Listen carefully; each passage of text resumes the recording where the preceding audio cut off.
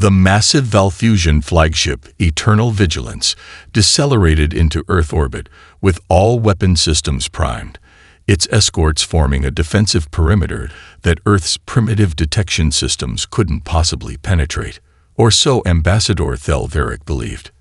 "They've locked 17 targeting arrays on us," Communications Officer Lyanna Park noted casually, glancing at her holographic display while adjusting her ponytail. "Pretty standard first contact protocol, I guess. Should we wave?" Dr. Elena Reyes suppressed a smile as she watched the United Earth Council representatives fidget in their formal attire. As the hastily appointed head xenolinguist, she hadn't expected to be thrust into diplomatic spotlight, but her algorithm for deciphering the Valfusion message, a task her colleagues had estimated would take months, had earned her this uncomfortable position. "Remember," she told the assembled diplomats, "no sudden movements, maintain nominal biological functions, and try not to show teeth when smiling." Their cultural brief suggests they interpret that as aggression. The Valfusion delegation materialized on the platform in a shimmer of blue light, encased in articulated battle armor that made them appear twice their actual size. Elena noted with interest how the lead alien's breathing apparatus hissed rhythmically, processing Earth's atmosphere into something their biology could tolerate. "Greetings, representatives of Earth," the translator device suspended between them warbled. "We approach with peaceful intent and request verification of non-hostile status." Elena stepped forward. "Welcome to Earth. We are honored by your presence and offer friendship." She deliberately kept her hands visible, moving slowly as she'd been instructed. The Valfusion delegation whispered urgently among themselves when Elena approached within 2 meters, well outside what humans would consider their personal space, but apparently alarming to the visitors. "Would you care for refreshments?" she continued, gesturing toward the modest spread prepared by the Council's hospitality team. "We've analyzed your biological requirements and prepared compatible options." Ambassador Thelveric's helmet swiveled toward the table. "You would share sustenance without security scanning." Before Elena could respond, her assistant Raj tripped on the edge of the ceremonial carpet, sending a carafe of coffee crashing to the floor. The scalding liquid splashed across his hand and forearm. Sorry, he exclaimed, grabbing a napkin to mop up the mess. "Clumsy me. Don't worry, I'll get this cleaned up right away." The Valfusion delegation recoiled in unison, their armor emitting high-pitched warning tones. One of them activated a handheld device that scanned Raj frantically. "Are you functional?" Thelveric asked, his translator barely processing the concept. Raj looked confused. Yes. It's just coffee." "Your epidermis contacted liquid at 92 degrees Celsius," another Valfusion interjected.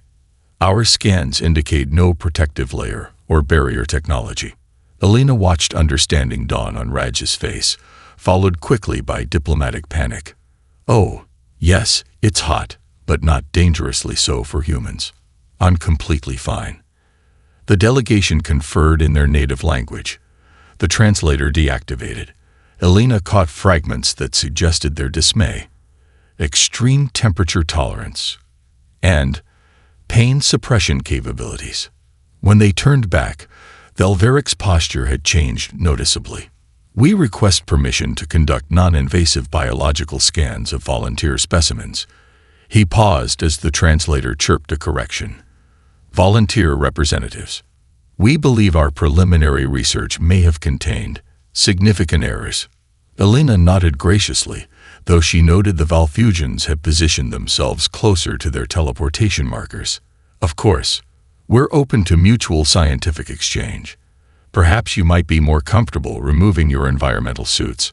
Our climate control is adjustable if you find our atmosphere uncomfortable." The silence that followed was profound. "You survive these conditions without protection?" Thelveric finally asked. "These are ideal conditions for us," Elena replied, genuinely puzzled. "Is something wrong with the temperature?" "Wrong." The Valfusion's translator crackled with what might have been laughter. You maintain your diplomatic chambers at temperatures that would cook Valfusion flesh from the inside. Either your species evolved in the coronas of stars, or our intelligence on Earth is catastrophically incomplete. Elena made a mental note to review the environmental briefing they'd been given. Apparently, room temperature was a more relative concept than she'd realized. Captain Marcus Chen stood at the starting line of the Galactic trials, stretching his hamstrings with casual disinterest.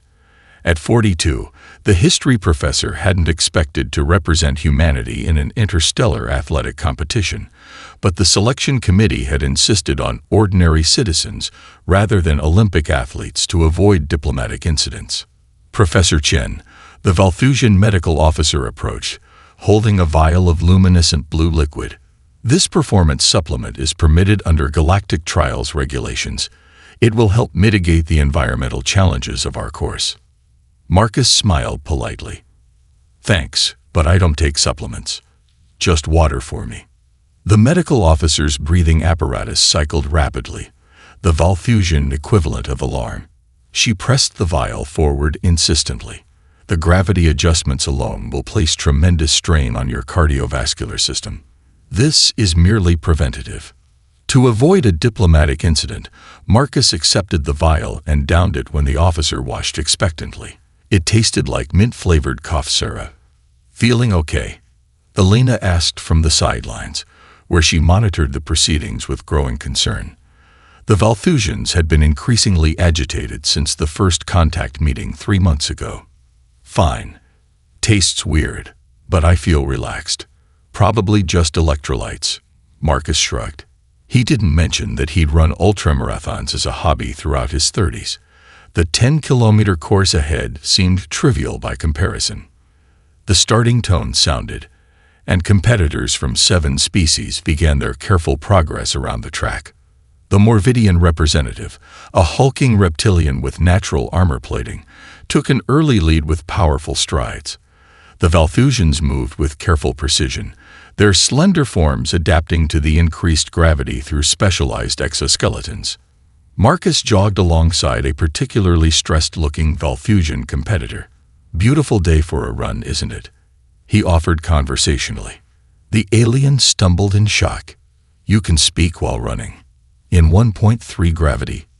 Sure, Marcus replied, moderating his pace to stay beside the struggling competitor. The gravity's a bit heavy, but nothing extreme. How are you holding up? Before the Valfusian could respond, a thunderous crack echoed across the course. A section of the elevated track had collapsed, taking 3 competitors down with it. Marcus reacted without thinking. He sprinted to the edge, noted the fallen alien struggling beneath debris, and leaped down the 3-meter drop. The impact sent jarring pain through his knees. He'd feel that tomorrow, but he pushed through to the first trapped competitor, a Centauri whose crystalline exoskeleton had shattered along one limb. Hold still, Marcus said, bracing himself against a fallen support beam.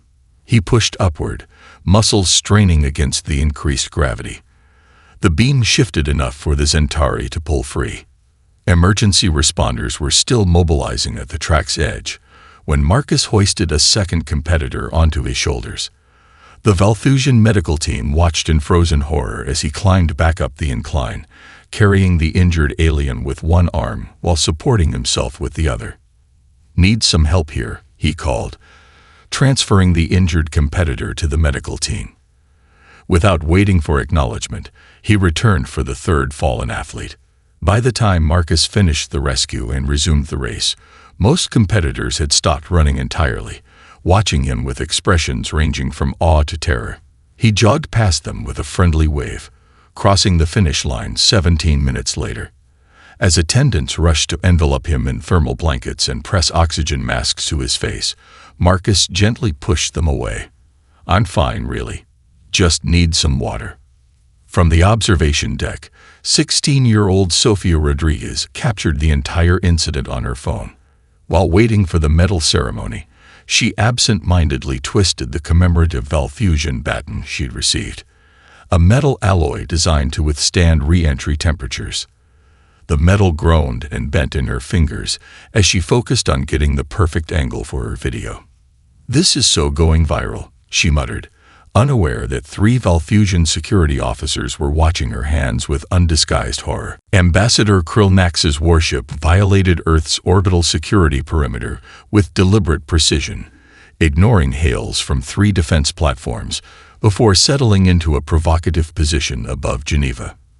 The Morvidian Empire had made its entrance exactly as intended, with a display of technological superiority and contempt for human protocols. "They're baiting us," Vice Admiral Santos observed from United Earth headquarters.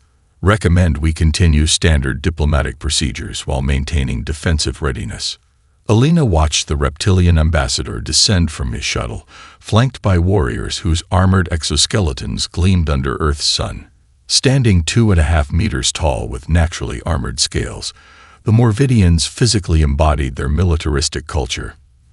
"The Empire extends greetings to humanity," Krillnax announced without preamble. His translator rendered his guttural language into crisp English, though Alina noticed it omitted several untranslatable expressions her algorithms had flagged as dominance displays. "Earth welcomes the Morvidian delegation," she replied, maintaining the neutral expression she'd practiced. Intel suggested the Morvidians interpreted smiling as a threat display. The ambassador stepped forward, gripping the podium for his prepared statement. With deliberate force, he snapped the reinforced carbon fiber lectern in half metal components, shrieking as they tore apart. A momentary silence fell over the assembly. "My apologies," Krillnax said without a trace of regret. "I forget my strength in your gravity." Alina's assistant David simply stepped forward with a replacement podium. "No problem, sir. These things happen." He set up the new lectern with practiced efficiency, while Alina maintained pleasant eye contact with the ambassador. Krillnax's secondary eyelids flickered, the Morvidian equivalent of a scowl. The following day, the ambassador requested a cultural exchange demonstration at Earth's Olympus base on Mars. The thinly veiled combat exhibition featured 12 of the Empire's elite warriors demonstrating weapons that, Alina noted, violated at least 7 interspecies arms limitation treaties. "And now," Krillnax announced with obvious satisfaction, "a randomly selected human participant will join our champion, Dreskar, in a demonstration of close-quarters combat techniques." Before Alina could object, a slender man with a ready smile stepped forward from the observation area. "This is highly inappropriate," Alina whispered furiously to her Morvidian counterpart. "Michael Okafor is a kindergarten teacher, not a soldier." "Selection was random," the Morvidian diplomat replied, mandibles clicking with what Alina recognized as amusement. "Unless humans fear honorable combat." On the demonstration floor, Michael approached the massive Morvidian warrior with an outstretched hand. "Pleasure to meet you. I've never seen alien martial arts before. This is so exciting." Dreskar ignored the greeting, raising ceremonial blades that hummed with energy fields capable of cutting through starship hull material. The warrior began a complex series of attacks designed to intimidate rather than connect. Standard Morvidian dominance display. Michael dodged awkwardly but effectively, his movements lacking any formal training but guided by natural human reflexes. "Wow, those are really sharp. Should I be doing something specific here?" The Morvidian increased the speed and proximity of his strikes, clearly frustrated by the human's unpredictable movements. When a wild swing nearly struck a Valfusion observer, Michael's expression changed instantly. He stepped inside the Morvidian's guard, a move no opponent typically survived, and executed a simple wrist lock that he'd learned in a community center self-defense class 5 years earlier. The Morvidian warrior, unprepared for the leverage applied to joints that evolve for strength rather than flexibility, dropped to one knee. His ceremonial blades clattered to the floor. "Oh God, I'm so sorry," Michael exclaimed, immediately releasing the hold and helping the stunned warrior to his feet. "Did I do it wrong? I've only had the basic course, nothing advanced." Krillnax terminated the broadcast with a gesture that cracked the control panel beneath his claws.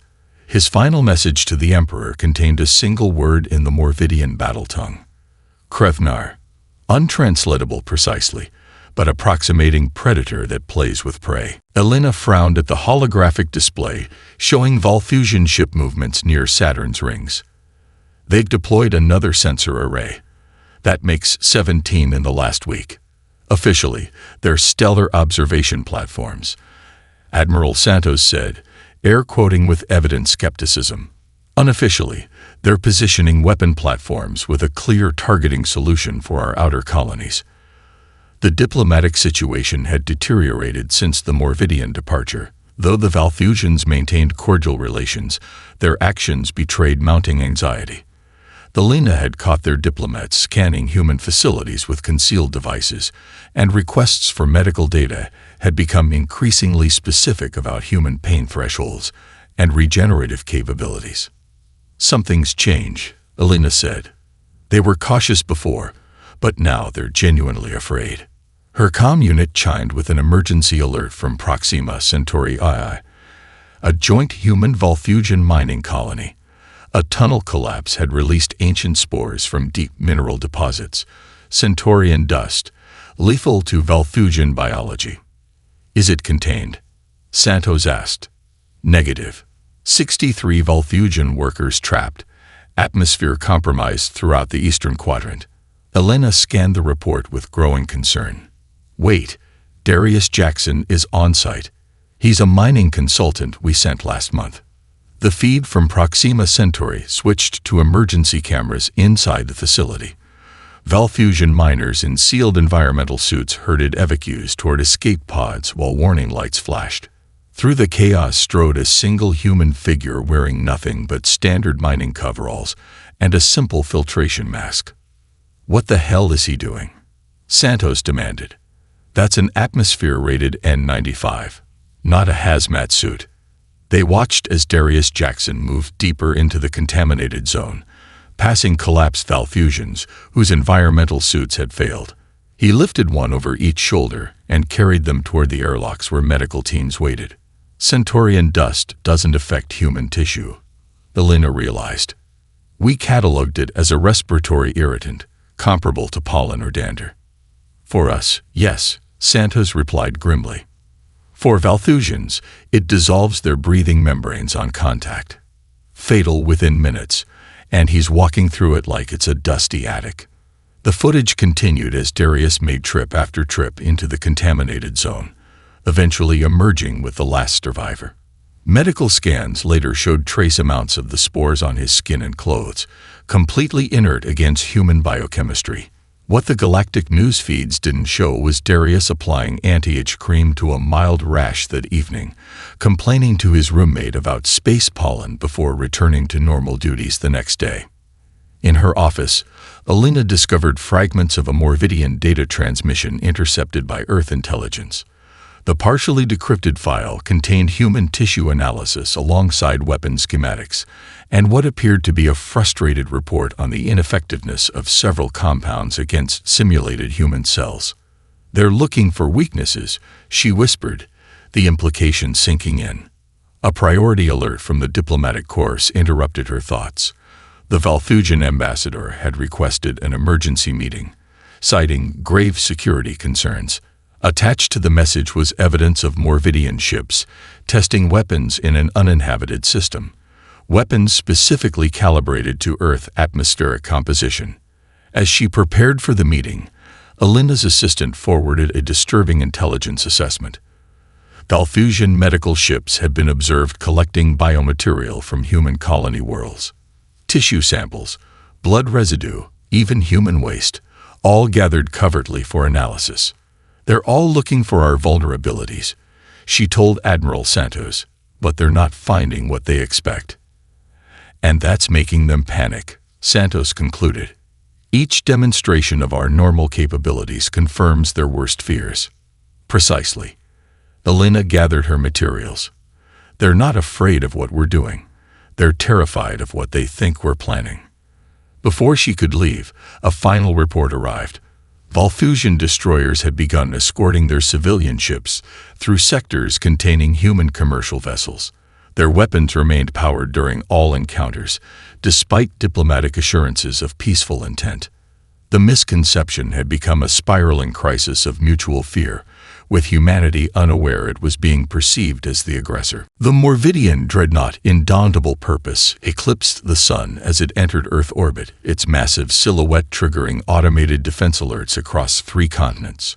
At 17 kilometers long, the Planet Killer-class vessel represented the pinnacle of Morvidian military engineering and an unmistakable statement of intent. Emperor Drax-R requests immediate audience with Earth's sovereign authority. The transmission announced, "Matters of galactic security cannot wait." The United Earth Council convened an emergency session, military advisors whispering urgent contingency plans as diplomatic corps scrambled to interpret the unprecedented imperial visit. Alina stood at attention beside Admiral Santos, both women carefully maintaining neutral expressions despite their alarm. When the Morvidian Emperor materialized on the council floor, his massive form dwarfed the human delegation. Ornate battle armor encased his reptilian body, ancient glyphs of conquest adorning every plate. 4 elite guards flanked him, their ceremonial weapons humming with barely contained energy fields. The council chamber fell silent as the Emperor surveyed the assembled humans. Then, to everyone's shock, he lowered his armored body to one knee and bowed his crested head. "The Morvidian Empire pledges eternal loyalty to humanity," he announced, his translator rendering the guttural sounds into precise English. "We offer our fleets, our worlds, and our warriors to stand beside Earth in the coming conquest." Council President Adayumi's composure cracked for only a moment before she responded. "Emperor Drax-R, while we appreciate your gesture, Earth has no plans for conquest." The Emperor's secondary eyelids flickered. Amusement, Alina recognized. He rose and gestured to one of his guards, who activated a holographic display in the center of the chamber. 3-dimensional star charts materialized, showing detailed battle plans for systematic conquest of the Valthusian collective. "Our strategists have prepared comprehensive invasion scenarios," Drax-R continued, seemingly unperturbed by the Council's confusion. "The Empire requests only 30% of conquered territories, an unprecedented concession." Admiral Santos stepped forward. "Your Excellency, there seems to be a fundamental misunderstanding. Earth has no territorial ambitions beyond our current colonies." The Emperor's head tilted slightly, the Morvidian equivalent of a knowing smile. He gestured again, and the holographic display reconfigured. "Perhaps our offer was insufficient. We amend our request to 15% of conquered territories, with the Empire serving as administrators under human oversight." President Adeyemi exchanged bewildered glances with her advisors. "Emperor Drax-R, I must be absolutely clear. Earth neither seeks nor desires conquest of any kind. Our interest lies in peaceful cooperation and cultural exchange." A low rumbling sound emanated from the Emperor's chest. Morvidian laughter. "Your commitment to the deception honors us, even in private council. Truly, humans are masters of the long strategy." Growing frustrated, Santos interjected directly. "Why exactly are you so determined to form this alliance?" The Emperor's posture shifted to one of solemnity. "Because when you conquer the galaxy, and you will, we prefer to be standing beside you rather than in your path." His words hung in the air as the council struggled to formulate a response. After several uncomfortable moments, President Adeyemi spoke carefully. "We categorically reject any offensive military alliance. Earth seeks only peace." "As you wish," the Emperor replied, mandibles clicking with what Alina recognized as satisfaction rather than disappointment. "We shall return with terms more suited to your public position." As the Morvidian delegation prepared to depart, Alina's secure comm unit vibrated with an urgent message from her Valthusian contact. Attached were fragmented sensor readings of the meeting and a single analytical conclusion. Human-Morvidian alliance confirmed. Defensive protocols activated. Alina's blood ran cold as she skimmed the following data packet. The Valthusian collective had begun evacuating border worlds and activating their legendary planetary defense systems. Worst of all, They had flagged 17 human colony ships on routine settlement missions as advance invasion forces. The misconception had just escalated from diplomatic tension to the brink of war. Complete transparency, Elena insisted, slamming her palm on the conference table. It's our only option. The Earth Council remained skeptical. President Adeyemi shook her head. The Valfusians think we're planning an invasion. The Morvidians believe we're being strategically deceptive. How would revealing more information help when they don't believe what we're already telling them? Because we've been telling them, not showing them, Elena replied. Both species are interpreting everything we do through their own evolutionary lens. We need to demonstrate the truth about humanity, our actual capabilities and limitations. 2 days later, representatives from 12 species gathered in Mars Colony's Olympus Dome, a neutral site where environmental conditions were deliberately maintained at settings uncomfortable for everyone. The thin atmosphere and reduced gravity provided a level playing field that favored no specific biology. Elena's plan was ambitious, a comprehensive exhibition of ordinary humans performing everyday tasks, with transparent medical monitoring and scientific context. Not soldiers or athletes, but typical citizens demonstrating what humanity considered normal.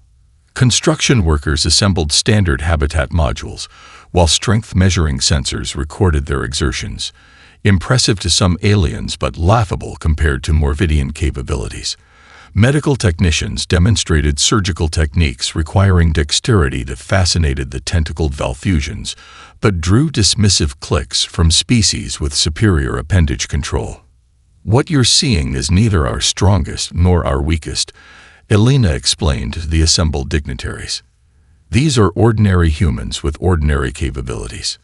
Detailed medical scans and evolutionary history accompanied each demonstration, explaining how humans evolved as adaptable generalists on a world of extreme environmental diversity. Scientists highlighted human limitations, fragile skin, vulnerable internal organs, and relatively short lifespans compared to some galactic species. Dr. Raman's presentation on human medical vulnerabilities drew particular attention. Unlike the crystalline integument of Zentari physiology or the redundant organ systems of Morvidian biology, human bodies have minimal natural protection. A simple puncture wound can become fatal through infection. Our atmospheric requirements are equally strict. Slight changes in oxygen content can render us unconscious or dead. Elena watched the Valfusian and Morvidian delegations exchange uneasy glances. They weren't buying it. During her keynote address, Elena felt the growing frustration of trying to convince species who fundamentally misunderstood humanity's nature. We're not super beings concealing our capabilities. We're adaptable generalists. The explosive decompression cut her words short. Warning klaxons blared as emergency bulkheads slammed down throughout the facility. Elena's ears popped painfully as cabin pressure dropped, the familiar symptoms of rapid depressurization taking hold. Through the chaos, she glimpsed a Morvidian hardliner being restrained by his own delegation's security team, the saboteur responsible for breaching the habitat dome. Raj Patel's voice came over the emergency channel. Breach in Section 14. Maintenance Team Alpha responding. All personnel to emergency shelters. Elena watched in horror as Raj's habitat engineering team sprinted toward the compromised section, wearing only standard work gear with emergency breathing apparatus. They'd trained for this scenario, but performing emergency repairs in near-vacuum conditions, while aliens' watch was not part of the plan. Through the observation window, she saw Raj coordinate his team with practiced hand signals. 2 engineers rapidly deployed emergency sealant, while others reinforced the structure with bracing struts. Working with efficient, practiced movements, they sealed the breach in 4 minutes and 17 seconds, standard response time for Mars colony emergency protocols. When pressurization returned to sustainable levels, Elena found herself surrounded by silent alien dignitaries. Their expressions ranged from shock to what she recognized as terror. A young Valfusian scientist named Tilinar approached, respiratory apparatus cycling rapidly in what Elena had learned indicated extreme emotional distress. You survived vacuum exposure, Tilnar whispered, the translator struggling with the concept. Your maintenance workers functioned in conditions that would kill Valfusion emergency teams, even in full protective gear. They had emergency oxygen, Elena explained. Humans can survive brief vacuum exposure. It's uncomfortable, but not immediately fatal. Tilnar's large eyes blinked rapidly. You're not pretending to be weak. You're genuinely unaware of how terrifying you are. Before Elena could process Tilnar's revelation, emergency alarms blared throughout the Mars facility. Holographic displays flickered to life, showing tactical overlays of Earth's orbital defense grid. Morvidian battle fleet detected on approach to Luna. The automated alert system announced. Multiple capital-class vessels with weapon systems active. Elena rushed to the command center with Tilnar close behind. Admiral Santos' grim face filled the main communications screen. The Morvidians have launched a preemptive strike against our lunar colonies, Santos reported, her voice steady despite the chaos visible behind her. They're claiming our demonstration was a ruse to lull them into complacency before a first strike. That's insane, Elena protested. We just spent hours showing our vulnerabilities, which they interpreted as masterful deception, Santos replied. Their transmissions indicate they believe they've discovered our staging area for galactic conquest. The tactical display updated with grim intelligence. Earth's modest defense force was scrambling to intercept, clearly outgunned and outnumbered.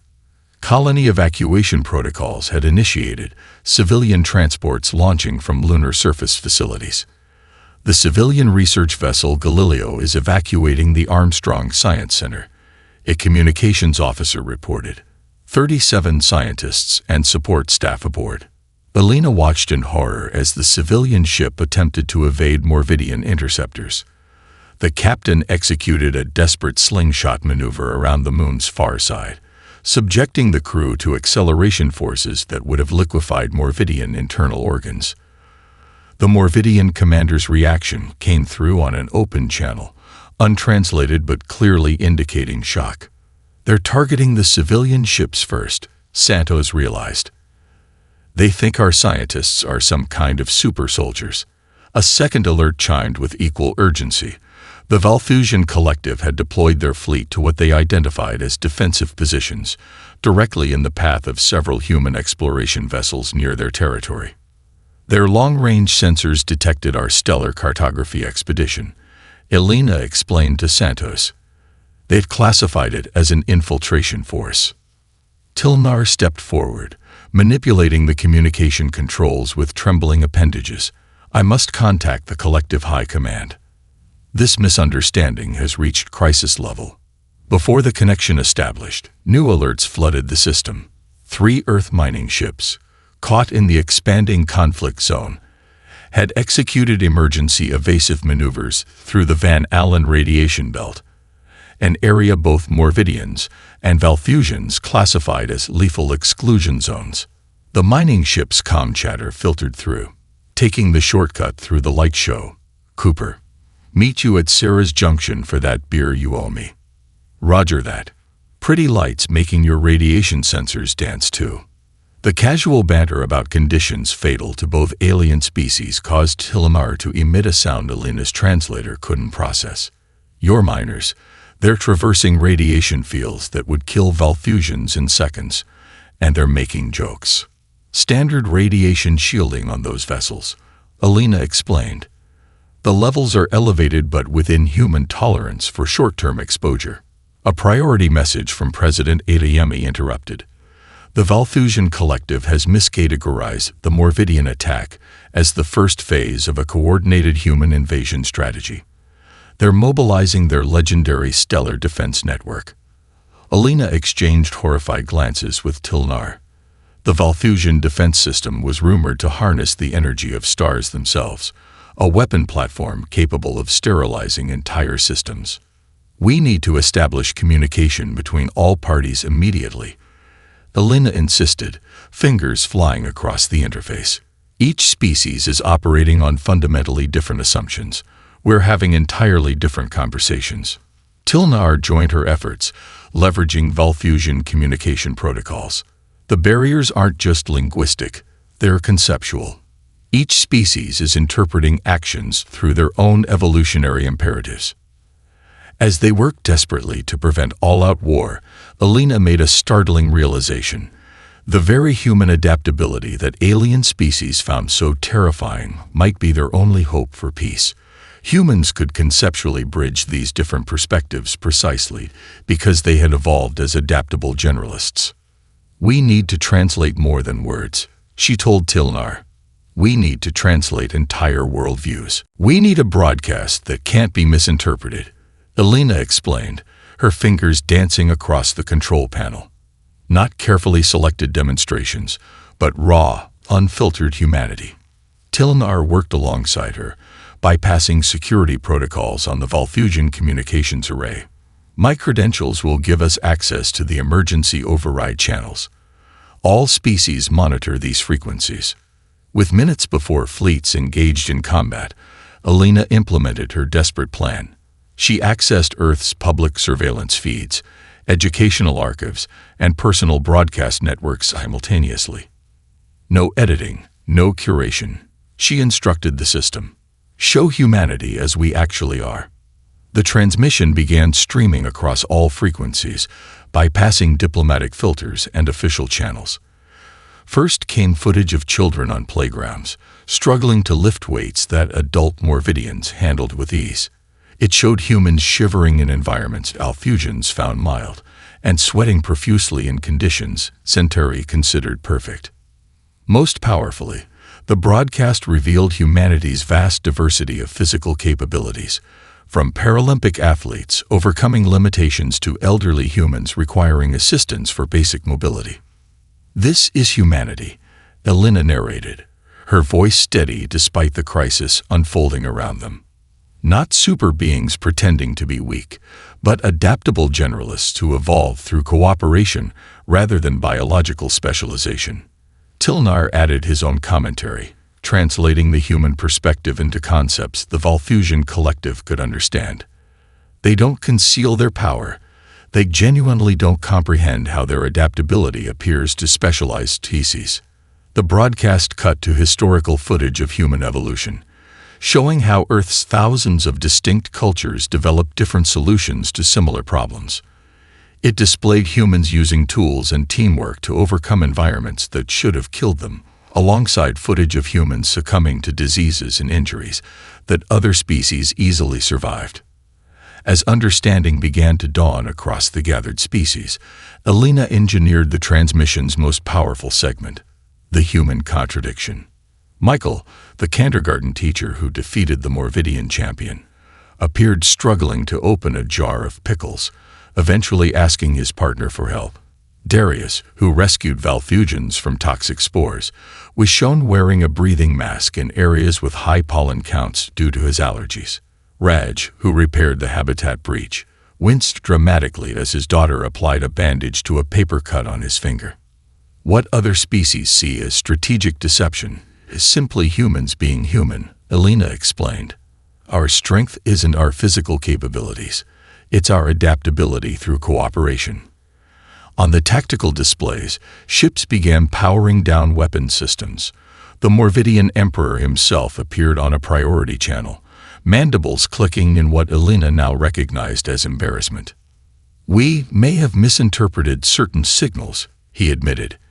"The Empire proposes immediate cessation of hostilities pending further cultural exchange."